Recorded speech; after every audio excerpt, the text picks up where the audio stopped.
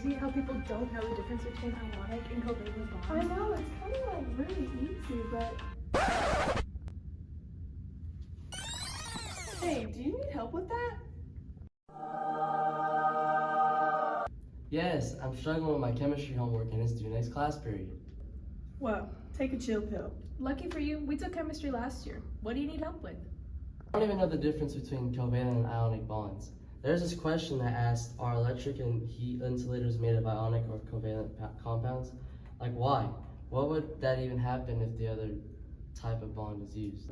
Hey, I remember learning about that. Let's start out with the basics. So, to answer your question, electric and heat insulators are made up of covalent compounds, but we'll get into that later. First, let's start off with how valence electrons are related to covalent bonds. Wait, do you even know what valence electrons are? Ay. Valence electrons are electrons that can be found in the outermost shell. In other words, the last energy level of an atom. Okay, that's not too hard to remember. How are they related to... Wait, what are they called again? Covalent bonds! Covalent bonds occur between two non-metal elements. How is this related to valence electrons? We're glad you asked. These two non-metal elements will share their valence electrons in order to satisfy the octet rule. This allows it to gain stability. So, is that how covalent bonds are formed? Actually, yeah, it is.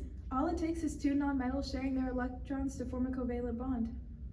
So what are some examples of covalent bonds so I can understand this thing a lot better? This might shock you, but you're around covalent bonds every day. In fact, you're around some right now. For instance, water, glucose, and carbon dioxide. Wow, I had no clue that those were covalent bonds. Okay, let's get back to my assignment. Because remember, it is due next period. Oh yeah, Like we said earlier, electric and heat insulators are made up of covalent compounds. Why? this is because there are no free electrons for conducting electricity. Can you make that sound a little smarter so I can impress my teacher? Yes, we can. Electricity is not able to conduct efficiently through covalent compounds. Because there are no ions to move the electrical charge. Perfect. Okay. So I get why insulators are considered covalent compounds, but why are they not considered ionic compounds? This is because ionic compounds are great conductors of electricity and heat. Because the ions can move about freely.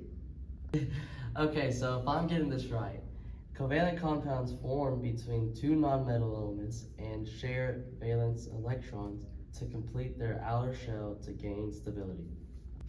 Yes. And electric and heat insulators are made up of covalent bonds because there are no free electrons to conduct electricity. Correct. How are y'all so good at chemistry? Y'all make it sound so easy. We have our ways.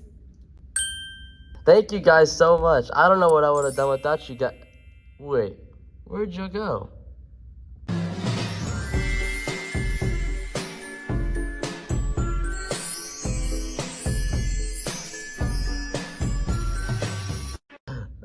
Wait, what was it? Go.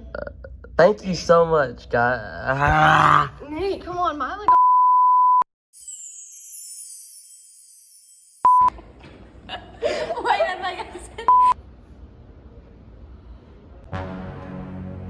Yes, I'm struggling with my chemistry homework and it's due next Tuesday. Hey, do you need help with that? Insulators are made up of covalent compounds. Covalent bonds. Whoa. Go! Wow, I had no clue that those were covalent bonds. I forgot it. Okay.